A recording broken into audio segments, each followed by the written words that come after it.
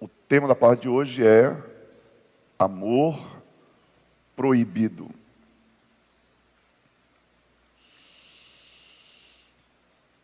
Se a gente entender que todas as vezes que Deus diz não,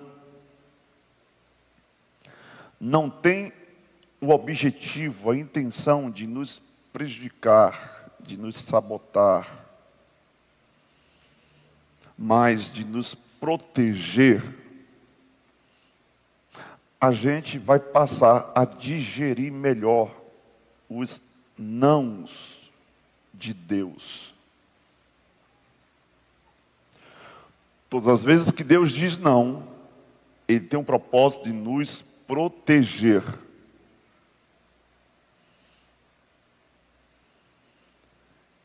E o primeiro não que Deus deixou foi para o casal que Ele criou e colocou no Éden, Adão e Eva. Deus cria o casal, coloca um ambiente muito perfeito. E o Senhor disse assim: olha, vocês podem comer de toda árvore que está no meio do jardim, mas desta aqui que está no meio, vocês não comem. Certo dia aparece no jardim o diabo, claro, mas ele não apareceu na forma de diabo. Ele se disfarçou na forma de uma serpente, e a serpente chega até Eva e diz: é assim que Deus disse, não comereis de toda a árvore do jardim. Observe que Deus nunca disse isso, não comereis de toda a árvore. Não, Deus não disse isso. Mas a serpente está dizendo algo que Deus não disse.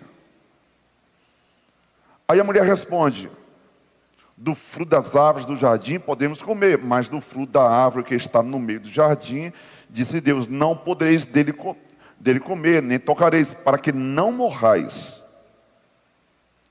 Como a serpente percebeu que a mulher havia entendido a mensagem de Deus, agora tenta distorcer a mensagem. Olha o verso 4. Então a serpente disse à mulher: certamente não morrereis. Olha só, Deus disse: se você comer, vai morrer. Aí a serpente disse: não vai morrer.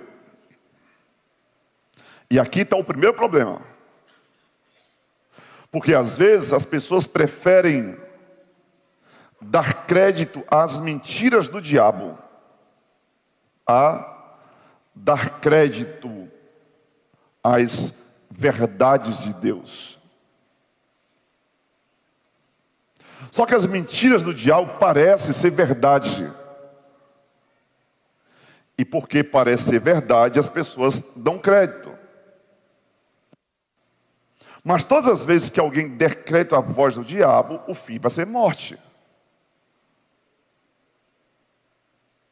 E o texto que nós lemos hoje, Deus disse, por meio do apóstolo João, inspirado pelo Espírito Santo: não ameis o mundo, nem o que há no mundo. Se alguém amar o mundo, o amor do Pai não está nele. O que está claro aqui nesse texto é que existe um tipo de amor proibido para nós. O Senhor está proibindo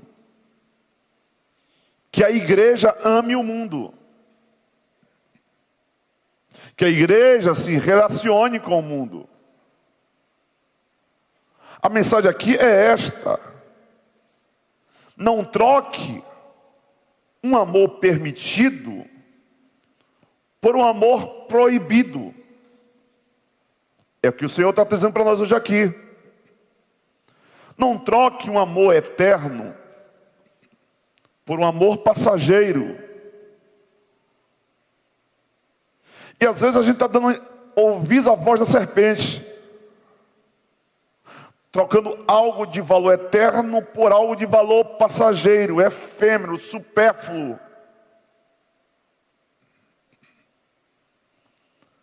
Não troque o amor de Deus pelo amor do mundo. Não troque a glória de Deus pela glória dos homens. Não troque o céu pela terra. É isso que o Senhor está ministrando aos nossos corações. E está dizendo: não ameis o mundo. E o texto continua dizendo assim: se alguém ama o mundo. E a pergunta é esta: se alguém, o quê? E quanto a mim e a você? Temos nós amado o mundo? Você não pode, você está proibido de amar o mundo. Se você ama o mundo, você está trocando, mais uma vez repetindo, um amor permitido, que é o amor de Deus, por um amor proibido, que é o amor ao mundo. É por isso que lá em Tiago, capítulo 4, versículo 4, Tiago é um daqueles pregadores muito forte. As mensagens de Tiago não são fáceis de ouvir. Olha o que está escrito, Tiago capítulo 4, versículo 4, na versão ARC. Adúlteros e adúlteras, não sabeis vós que a amizade do mundo é inimizade contra Deus? Portanto, qualquer que quiser ser amigo do mundo, constitui-se inimigo de Deus. Ou seja, se você quer realmente ser amigo de Deus, você vai precisar declarar inimizade com o mundo.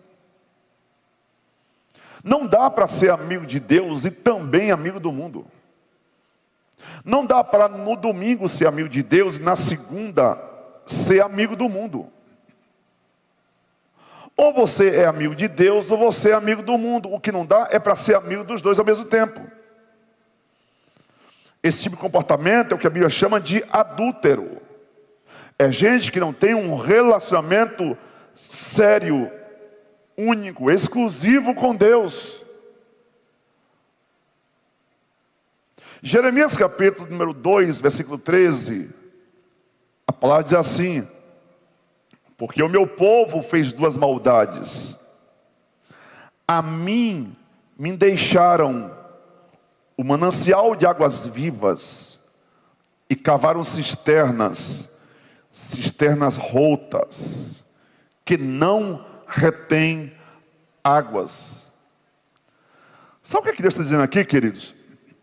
Que todas as vezes que eu e você vira as costas para Deus, é o equivalente a alguém que está deixando um manancial de águas vivas, águas limpas. E em vez de se saciar com águas limpas, está tentando se saciar com lama de cisterna. Eu disse aqui pela manhã que houve uma cena que tocou muito o meu coração e o coração da minha esposa. Deus permitiu a gente ver isso. Um mendigo se agachando assim na lama e tentando saciar a sua sede com água da lama. Naquele dia o Espírito Santo acendeu bem forte no nosso coração. Um dia ainda nós teremos casa de passagem para morador de rua. Mas escuta aqui.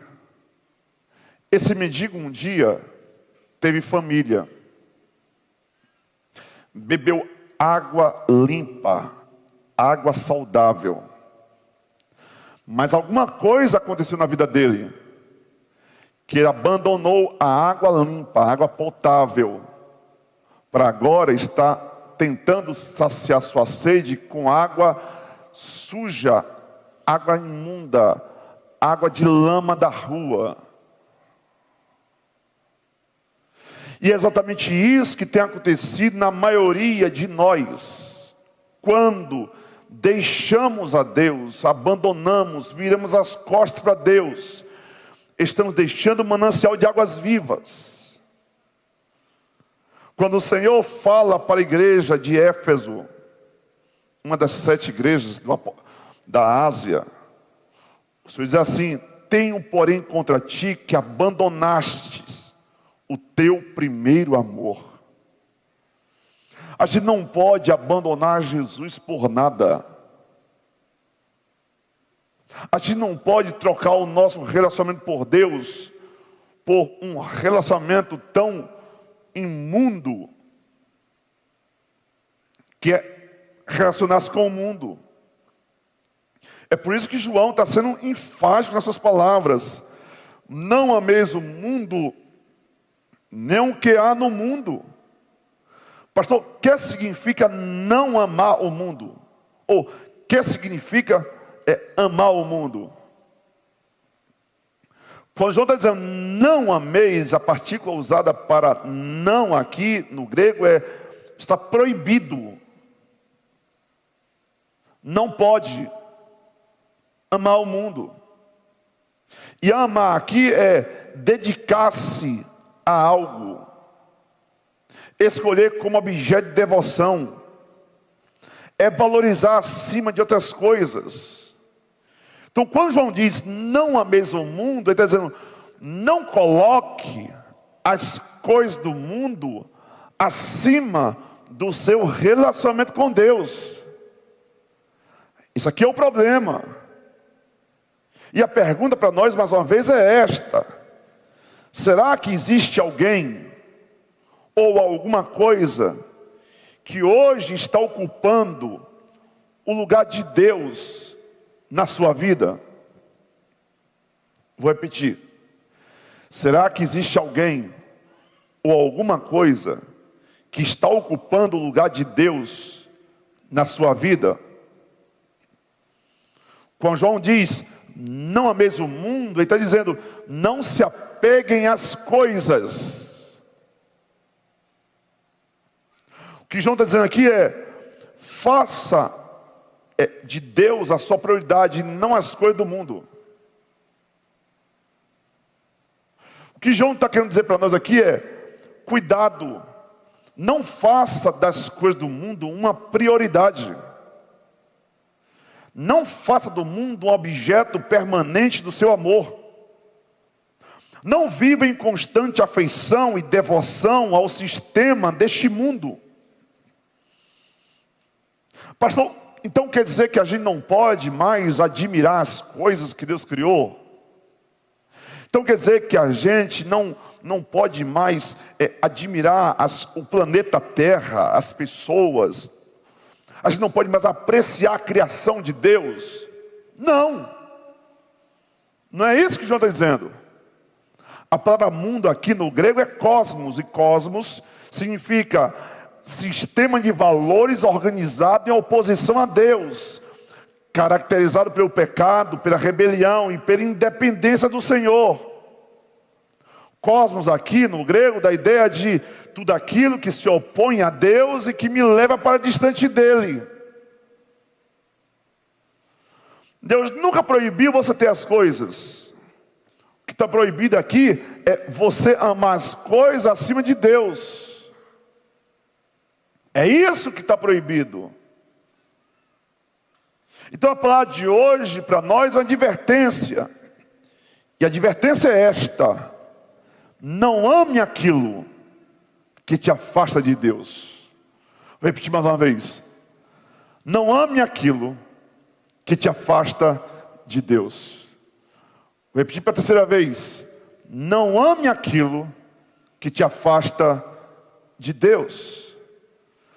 Pastor, então por que tanta gente na igreja termina amando as coisas ou ao mundo mais do que a Deus? Para mim, só tem um significado, só tem uma explicação. São pessoas que estão na igreja, mas que ainda não tiveram um encontro real, genuíno, verdadeiro com Jesus. Porque quando nós temos o encontro com Jesus, a nossa vida muda. O amor de Deus entra na nossa vida, inunda a nossa vida, e a gente começa a viver uma perspectiva de mundo diferente, que vai completamente na contramão da lógica do mundo.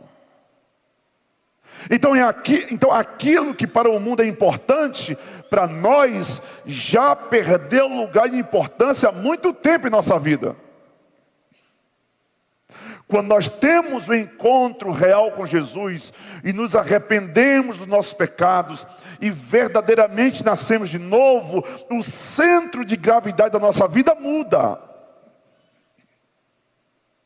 Agora a nossa vida não está mais focada nas coisas da terra. Agora a nossa vida está focada em Cristo. A gente pensa nas coisas que são de cima.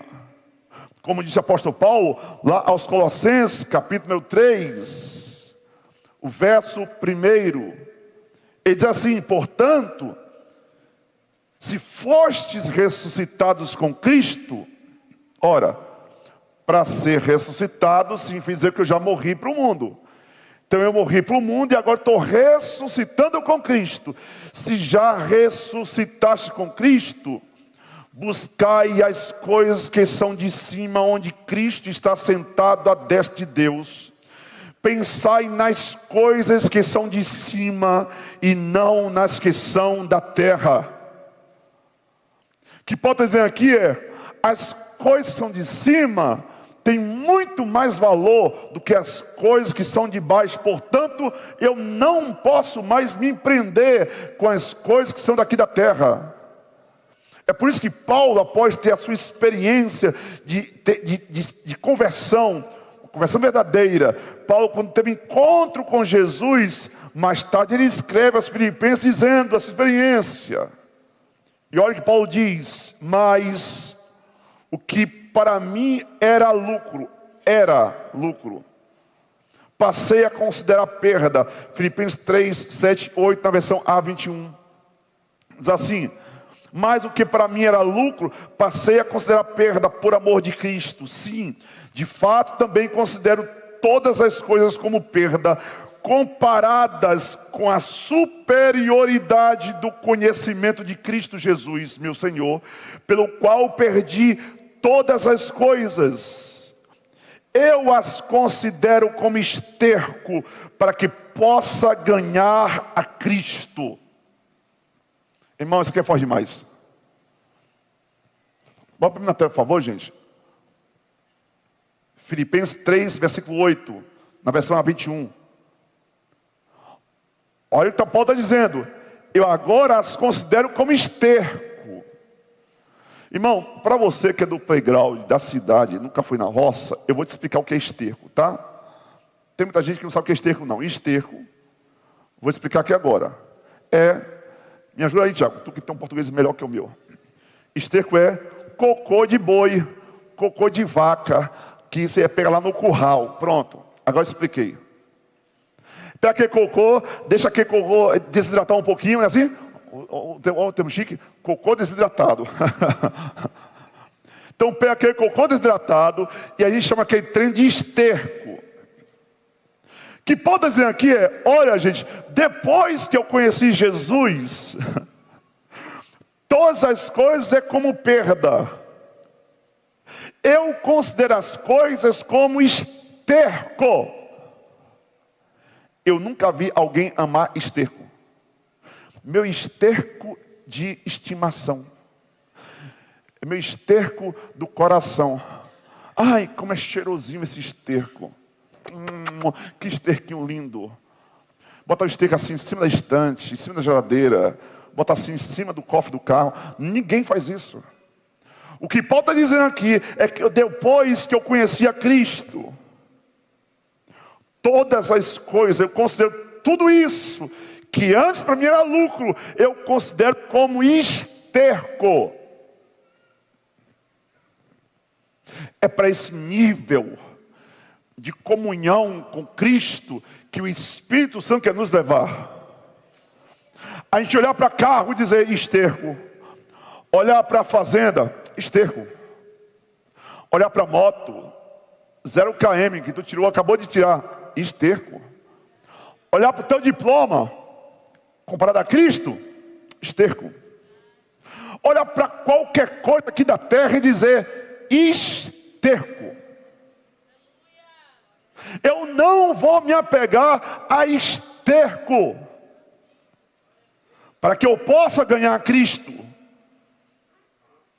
Agora, sabe qual é a preocupação do pastor Joelson hoje? É que eu tenho uma sensação de que hoje falsas conversões estão acontecendo em nossos dias. E essas falsas conversões estão produzindo falsos crentes.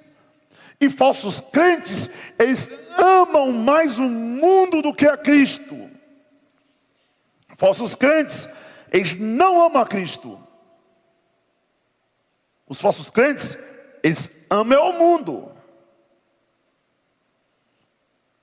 É por isso que um dia Jesus disse assim, olha, se vocês quiserem se tornar meus discípulos, você não é obrigado, mas se você quiser, é mais ou menos Jesus falando assim para nós hoje, me leva a sério. Não brinca com o compromisso que você firmou comigo. Se você quiser ser meu discípulo, venha após mim. Mateus 16, 24, 25, na versão ARC. Se alguém quiser ser meu discípulo, venha após mim. Renuncie-se a si mesmo. Só que é isso, gente. Eu agora abro mão da minha vontade. Eu agora abro mão dos meus sonhos pessoais. Eu agora abro mão do governo sobre a minha própria vida. E a partir de hoje, o governo da minha vida, eu transfiro para Cristo. É Ele que vai dizer como que tem que ser as coisas da minha vida. É por isso que Paulo diz, já estou crucificado com Cristo. E vivo, não mais eu. Aleluia. Aleluia. É este o tipo de cristão que o Espírito Santo quer forjar em nossos dias. Já estou crucificado com Cristo. E vivo não mais eu, mas Cristo vive em mim. E a vida que agora vivo na carne, vivo na fé do Filho de Deus, o qual me amou e se entregou por mim mesmo. É alguém que tem coragem de colocar a mão para o céu e dizer, não seja feito como eu quero, mas seja feito como tu queres. Alguém pode aplaudir ao Senhor, alguém pode louvar o Senhor, aleluia, aleluia, aleluia. Não é mais como eu quero, não é mais como você quer.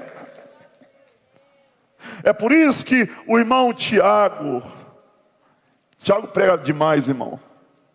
O irmão Tiago, quando ele escreve na sua carta, ele diz assim, Tiago 4,13, e agora vós que dizeis, hoje ou amanhã iremos a tal cidade, lá passaremos um ano, negociaremos, ganharemos. Aí diz assim, ora, não sabeis o que acontecerá amanhã. O que é a vossa vida? É um vapor que aparece por um pouco e logo se desvanece. Em lugar disso, devias dizer, se o Senhor quiser. Ah, irmão Lorivaldo, tu é da minha época. Eu sou daquela época que os crentes, antes de fechar um negócio, diziam assim, se o Senhor quiser, eu compro esse terreno. Se o Senhor quiser, se o Senhor me permitir, eu farei tal viagem. Irmão, não sou assim tão velho não, tá? Dá um desconto aí, pelo amor de Jesus. Mas eu sou de uma época que a gente, antes de firmar um compromisso, dizia, se o Senhor me permitir, a gente sempre lembrava de que o governo da nossa vida é dele. É Ele que está com o volante da nossa vida, é Ele que está com o controle da nossa vida. Se Ele quiser, eu vou. Se Ele quiser, eu faço. Se Ele quiser e eu estiver vivo, farei isto ou aquilo. Qualquer coisa que passa disso, não passe presunção. E Tiago é mais enfático nessas palavras quando ele diz: toda glória tal como esta é maligna. Alguém que diz que tem um controle e o governo da sua própria vida é uma vanglória maligna. É o tipo de cultura que o mundo quer colocar na nossa mente, de que a gente não precisa prestar contas a Deus, de que a gente tem um controle da nossa vida e que a gente vive independentemente da vontade de Deus. Mas isso não é verdade para quem se converteu de verdade. Isso não se aplica para quem já está crucificado com Cristo. É por isso que a mensagem de hoje que Deus me deu para transmitir para você é para alguém que está disposto a renunciar ao mundo. É por isso que a mensagem de hoje é para você que se diz cristão, pensa que realmente já foi convertido,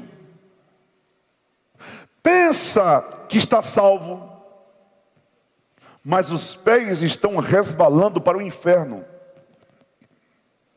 A mensagem de hoje é para você que pensa que está em Cristo, mas na verdade, Cristo não está em você. Porque se realmente Cristo estivesse em você, você não amaria o mundo. Porque João diz: se alguém ama o mundo, o amor do Pai não está nele. A mensagem de hoje é para você que se diz cristão, mas não passa de um religioso. Você ainda não entendeu o compromisso do discipulado, de ser discípulo de Cristo. Pastor, e por que não amar o mundo? O mundo tem tantas coisas boas. E por que não amar o mundo? Eu já disse, porque se alguém ama o mundo, o amor do Pai não está nele, Cristo não está nele. E se Cristo não está em você, você está perdido. Se o Espírito de Cristo não está em um homem, esse tal não é dele. Segundo lugar, João diz assim: porque tudo que há no mundo não procede do Pai, mas procede do mundo. 1 João 2,16. E aí diz três coisas que não procede de Deus, mas procede do mundo. Primeira, soberba ou cobiça da carne. Segundo, 1 João 2,16, a cobiça dos olhos. Terceiro, a soberba da vida. João está dizendo, essas coisas, essas três coisas, cobiça da carne, a cobiça dos olhos e a soberba da vida, não provém de Deus, mas procede do mundo. O que João está tentando explicar para nós hoje aqui, queridos, é que a gente não pode amar o que não procede de Deus. É que a gente não pode amar aquilo que procede do mundo. Não ame aquilo que tenta competir com o lugar que é de Deus no trono do seu coração. Aí João vai explicar. Olha, cobiça da carne não procede de Deus, mas procede do mundo. Não ame isso. E quando Paulo vai escrever aos Romanos, Paulo explica de forma mais enfática o que significa isso. Romanos capítulo 8, versículo 5, na versão 21, ele diz assim: os que vivem segundo a carne, pensam nas coisas da carne. Mas os que vivem segundo o Espírito, pensam nas coisas do Espírito. Ou seja, se eu vivo segundo a carne, inclinado para as coisas da carne, a minha mente está focada nas coisas da carne. Quando eu vivo de acordo com a minha natureza humana, eu sou controlado por essa natureza. Mas os que vivem de acordo com o Espírito de Deus, a sua mente é controlada pelo Espírito de Deus. E se a sua mente é controlada pelo Espírito de Deus, a sua vida também o é. Versículo 6, Romanos capítulo 8, ele diz assim: pois a mentalidade da carne é morte, mas a mentalidade do Espírito é vida e paz. Versículo 7, ele diz assim: porque a inclinação da carne é inimizade contra Deus. Entenda isso, querido. A sua carne, a sua natureza pecaminosa é inimiga de Deus. A sua carne é inimiga de Deus. Portanto, carne tem que ser mortificada. Com jejum e muito jejum. Vou repetir. Carne tem que ser mortificada. Com jejum e muito jejum.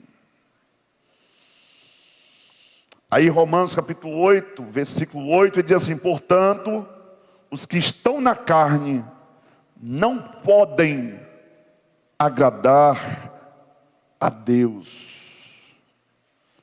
Gálatas capítulo 5, o apóstolo, ele diz assim, Gálatas capítulo número 5, versículo número 16: andai no Espírito, e não satisfareis os desejos da carne, porque a carne deseja o que é contrário ao Espírito, e o Espírito o que é contrário à carne.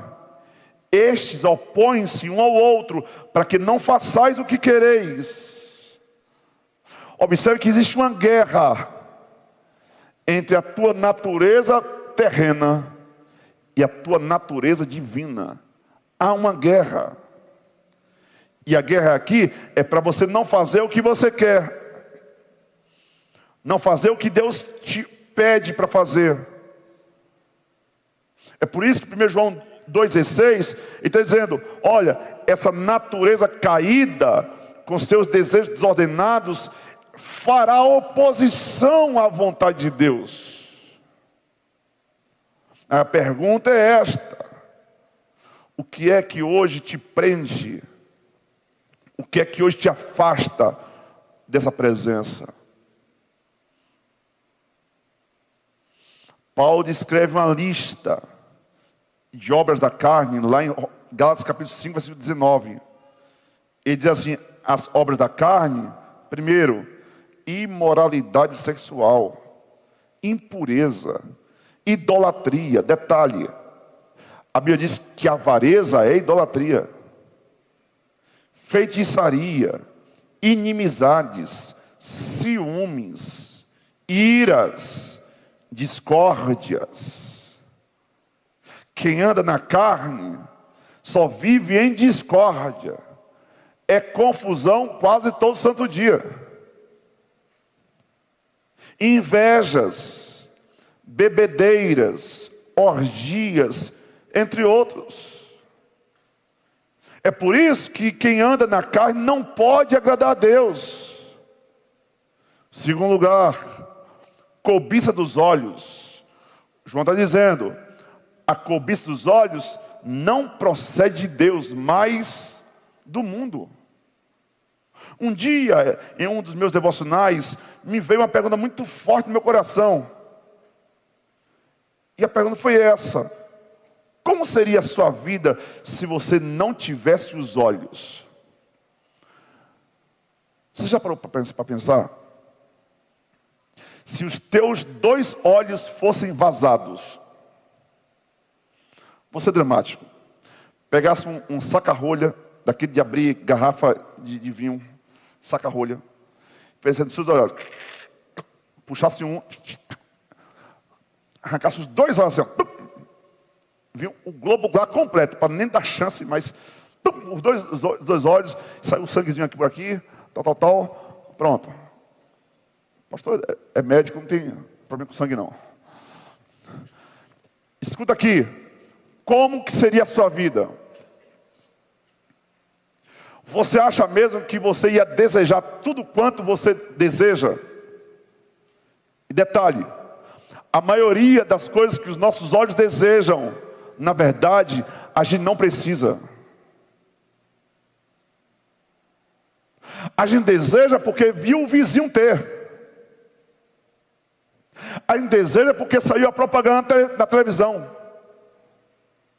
A gente deseja porque surgiu um novo Corolla, surgiu a nova Hilux, surgiu a nova Ranger, surgiu um carro novo, surgiu um terno diferente, surgiu um estilo de sapato diferente, surgiu o novo iPhone, surgiu e vai surgir as coisas, e a gente fica correndo loucamente, sofregamente, atrás das coisas. Cobiça dos olhos. Um dia Jesus reúne os discípulos, e Jesus diz assim: se o teu olho direito te faz tropeçar, e a palavra tropeçar aqui dá a ideia de armadilha que leva a uma cilada. Se os teus olhos direitos, se o teu olho direito ou o teu olho esquerdo, se os teus olhos estão armando uma cilada para você, por meio da cobiça dos olhos, olha o que Jesus diz: arranca-o e joga fora. É melhor para ti perder um dos teus membros do que ter o teu corpo lançado no inferno. Ou seja, se os teus olhos te faz desejar algo que te induz ao pecado, que te afaste de Deus, o que o Senhor está falando aqui é: seja radical, arranca, corta, joga fora. Observe que essa questão de cobiça dos olhos não é algo novo. Lá no jardim, o diabo derrubou Adão e Eva por causa dos olhos. A Bíblia diz que eles viram a árvore, que era agradável à vista. Aí o diabo foi tentar aplicar o mesmo golpe da cobiça dos olhos com Jesus no deserto. A Bíblia diz lá em Mateus capítulo 4, versículo 8 ao 10, que o diabo levou ainda a um monte muito alto e mostrou-lhe todos os reinos do mundo e a glória deles, e disse-lhe: eu te darei tudo isto se prostrado me adorares. Mostrou-lhe os reinos do mundo. Então Jesus lhe ordenou: vai-te, Satanás, porque está escrito: ao Senhor teu Deus adorarás e só a Ele prestarás culto. Você pode colocar suas mãos para o céu assim mais uma vez. Diga assim: somente ao meu Deus. Não, diga isso, é importante você falar isso para o mundo espiritual ouvir da sua própria boca. Diga: somente ao meu Deus. Enquanto eu respirar sobre a terra, eu prestarei culto. Você pode exaltar o Senhor? Exalte o Senhor. Somente a Ele eu prestarei culto.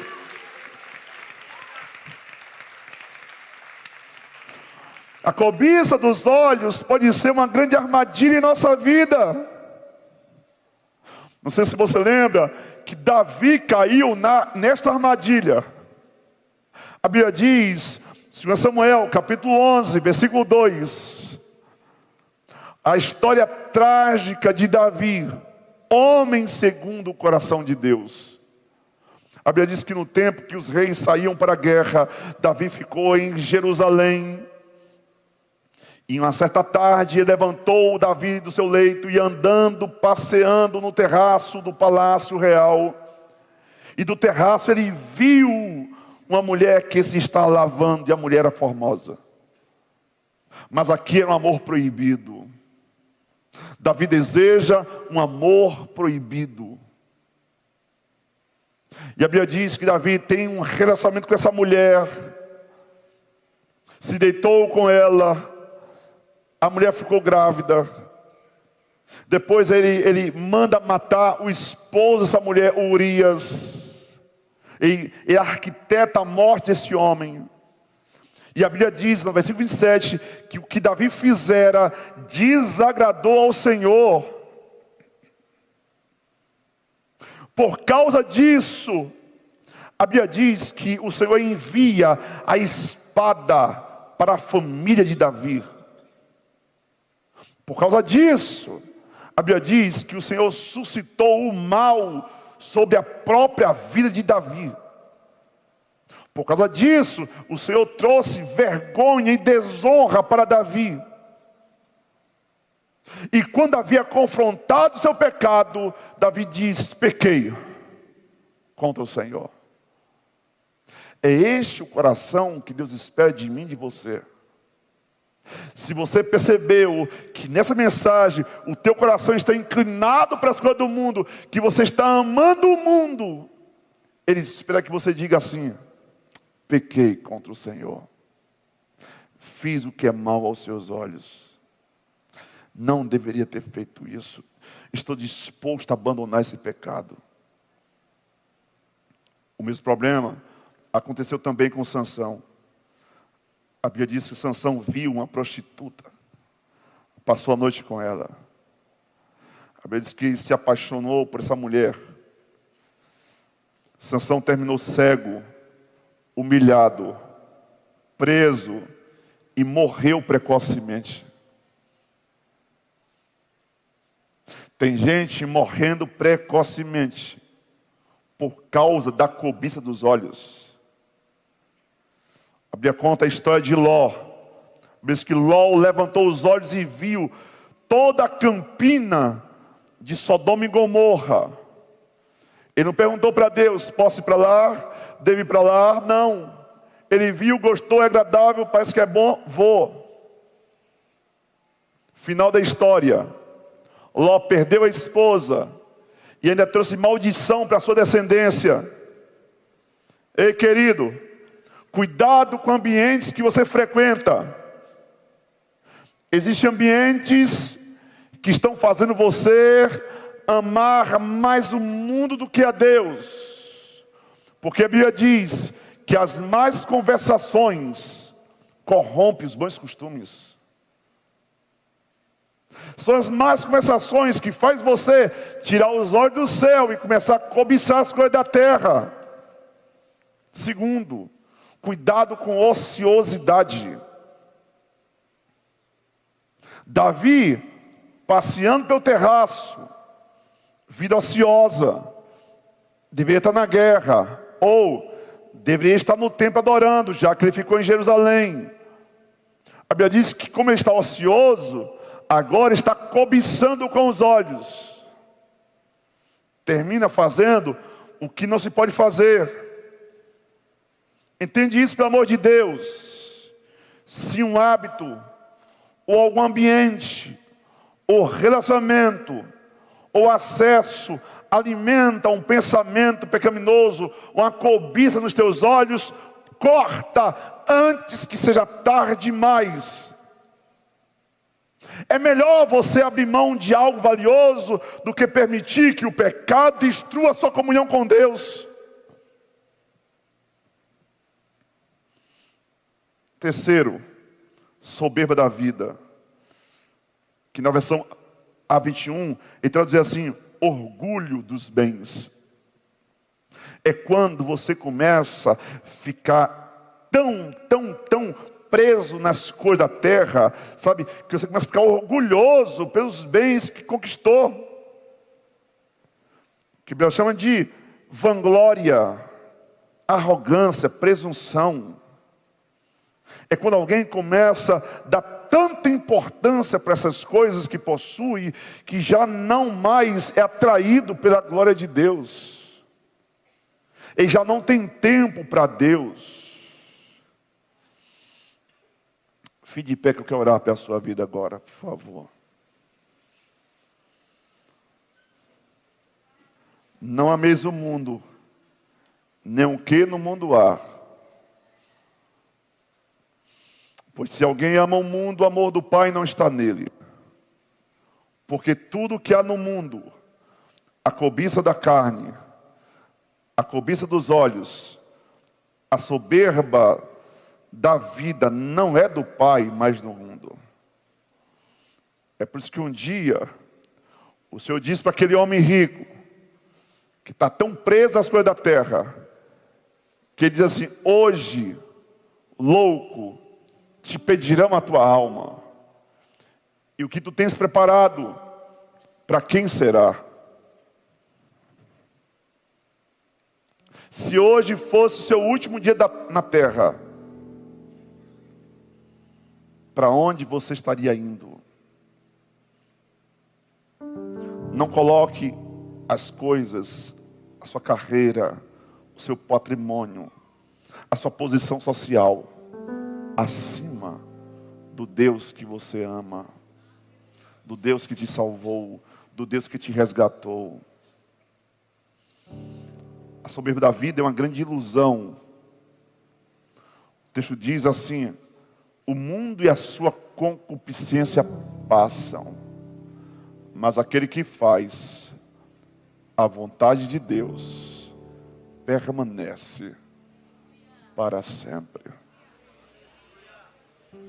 Aquele que faz a vontade de Deus permanece para sempre. Um dia, tudo isso vai passar e nós estaremos diante do Senhor. E essa semana, durante o meu devocional, aquele tempo que foi só você e ele, o Senhor me fez uma pergunta que eu estremeci. O Senhor me perguntou assim: filho, eu posso tirar da tua vida tudo que te afasta de mim? Mas eu estremeci. Eu posso tirar da tua vida tudo que te afasta de mim? Aí na hora eu comecei a fazer um screen na minha vida. A minha esposa me afasta de Deus? Eu falei, não. Os meus filhos me afastam de Deus? Eu falei, não. A minha carreira ministerial, o fato de ser pastor, a obra de Deus tem me afastado do próprio Deus. Porque tem gente que se envolve tanto com a obra, mas tanto que a obra, que já não tem tempo o Deus da obra. Tem gente que começa, sabe, cantar, é agenda para lá, agenda para cá, agenda para lá, e já não tem tempo para se relacionar com o Deus da obra. É quando as coisas da própria obra te afastam do Deus da obra. Então o Senhor me perguntou: filho, eu posso tirar da tua vida tudo que te afasta de mim? Eu não sei se você tem coragem de fazer essa oração, porque eu fiz essa oração: Senhor, tu podes tirar da minha vida tudo que me afasta de ti. Eu só não quero perder é a tua presença. É essa oração de entrega total, sem reservas, que Deus quer que você faça. Mas é uma oração corajosa. É uma oração para quem quer entrar em um nível de comunhão, de intimidade profunda com Ele. Tira de mim tudo que não provém do Senhor. Tira de mim tudo que me afasta de Ti. Ei, se a fazenda te afasta dele, então Ele vai tirar a fazenda. Se esse emprego te afasta dele, Ele tira o emprego. Se esse relacionamento que você está, que te afasta dele, Ele vai tirar esse relacionamento. Se é o dinheiro que te afasta dele, então Ele tira o dinheiro.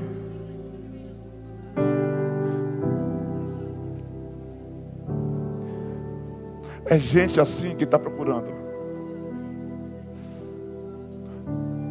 Se você já teve um encontro real com Jesus e você quer realmente ter, que Jesus seja o centro da sua vida, que Jesus seja o grande amor da sua vida, coloque a mão para o céu, por favor, que eu quero orar com você. Diga assim: Senhor Jesus, tudo que estiver na minha vida que me afasta de Ti, você pode tirar da minha vida, mas eu não abro mão da Tua presença. Eu quero mais da Tua presença, Senhor. Ore mais aí no seu lugar, com essas suas palavras. E Senhor, eu quero permanecer na Tua presença. Eu quero permanecer na tua presença. Eu quero permanecer na tua presença. Eu quero permanecer na tua presença. Espírito Santo começa a queimar tudo que não provém de ti, que está na vida desse meu irmão, dessa minha irmã. Queima tudo agora, Senhor. Vai queimando tudo agora que está na minha vida, na vida da minha esposa, na vida dos meus filhos. Queima tudo agora. Revela tudo que não provém de ti. Porque o mundo não terá espaço no coração dessa igreja. O mundo não ganhará território em nosso coração.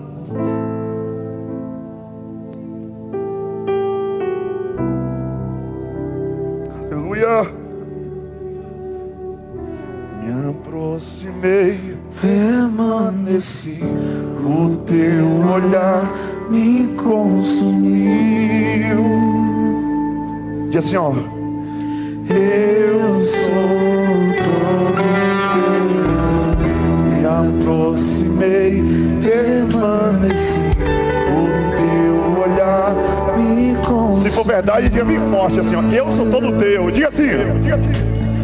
Eu sou todo teu. Fogo em teus olhos fez eu me apaixonar. Canta assim, ó. Queimou todos os outros amores. Queimou todos os outros amores. Queimou todos os outros amores. Queimou todos os outros amores.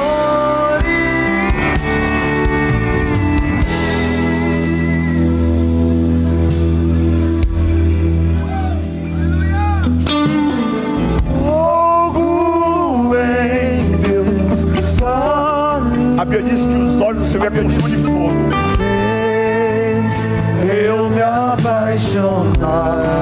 Você vai ter esse encontro com Ele. Queimou todos os outros amores. Queimou todos os outros amores. Mais uma vez.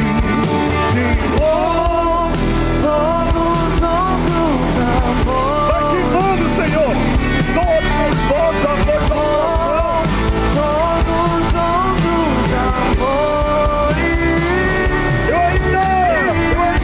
Eu ainda tenho fome, eu ainda tenho lenha.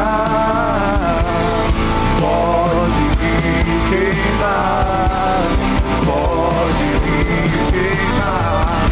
Eu ainda tenho fome, eu ainda tenho lenha. Pode vir queimar, pode vir queimar. Eu ainda tenho fome, eu ainda tenho lenha. Pode vir queimar, agora mesmo na igreja. pode vir queimar. Fogo em teus olhos. O quê? Fez eu me apaixonar. Queimou todos os outros amores. Queimou todos os outros amores. Espírito Santo, vai queimando agora todos os outros amores, todos os amores que são proibidos, vai queimando agora, porque a partir de hoje, Espírito Santo, o nosso coração será totalmente teu, o nosso coração está consagrado a ti, o nosso coração pertencerá totalmente a ti. O nosso coração será governado somente por ti, Senhor. Batiza-nos com teu fogo nessa hora, Senhor. Batiza essa igreja com teu fogo. Batiza essa igreja com fogo. Batiza esta igreja com fogo. Batiza essa igreja com fogo. Batiza-nos com teu fogo e vai queimando todos os outros amores, Senhor. Nos ensina a te amar acima de todas as coisas. Escute isso. Um dia Deus pediu a Abraão, e eu não sei o que é que ele vai te pedir, mas um dia Deus disse para Abraão assim: Abraão, ele disse: eis-me aqui. Então Deus disse: toma o teu filho, o teu único filho a quem tu amas, Isaque, vai à terra de Moriá e oferece-o ali em holocausto sobre um dos montes que te mostrarei. Era algo de muito valor para Abraão. E vai a Moriá, coloca Isaque no altar, e quando ele está para imolar o Isaque, a voz bradou: não faças tal coisa. Agora sei que temes a Deus, pois não me negaste o teu filho, o teu único filho. Sabe o que é isso? Quando no teu coração você já sacrificou as coisas, você não precisa destruí-las.